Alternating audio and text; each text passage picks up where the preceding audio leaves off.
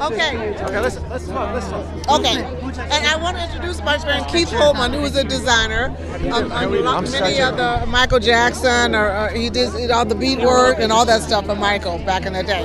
Yes. Okay. What kind of designing did you do? We made a lot of. I work with Bill Whitton. We made a lot of the original gloves, military jackets for Michael Jackson. We worked with the Supremes, Dolly Parton, Elizabeth Taylor's $3 Million Turban. I did. Zsa Zsa Gabor. A lot of. Was the Sgt. Pepper album a cover? That was also inspiration for them. Also, Little Lord Fauntleroy. That's how a lot of it started. Speaking about Michael, everyone's on taking selfies, putting themselves on with talent, without talent. Has the allure of fame gotten ahead of people's talent nowadays?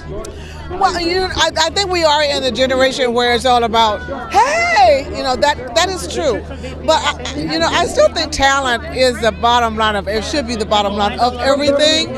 I don't know. I don't know. I'm from the generation where we came from the talent first. Yeah. How about music education? Is that important for schools to invest in? Music education is extremely important.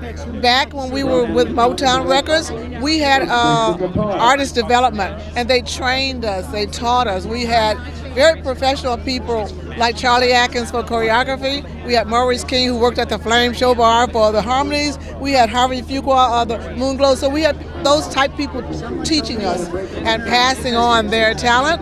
I don't know if we're able to pass on the talent today. I think that's kind of lost. I don't know. Is the allure of fame a positive or negative thing? The allure of fame positive?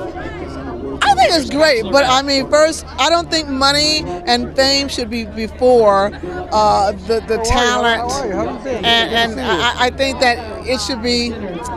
It's a lure, but it's more than that.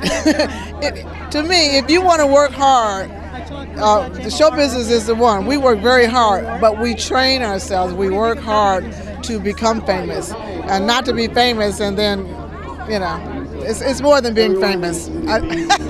I can't hardly hear everything back here. I'm like, what do you think about tribute acts? There's so many tribute acts, and they don't pay any money to the original acts.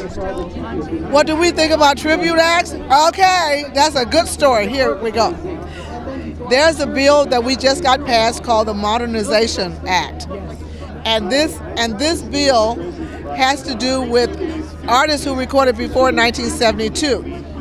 We were not paid until this bill was just passed, Modernization Act. You weren't paid by tribute acts? We weren't paid by digital radio and things like that until this bill was passed. People who recorded after 1972, they were paid. So now we'll get paid.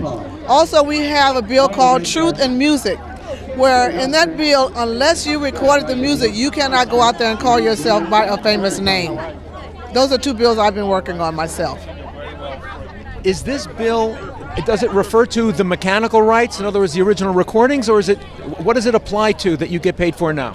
Well, that's the Modernization Act. And it actually covers not just singers, engineers, producers, anyone in the music industry that actually made this music. So it has to do with mechanical rights and all those things.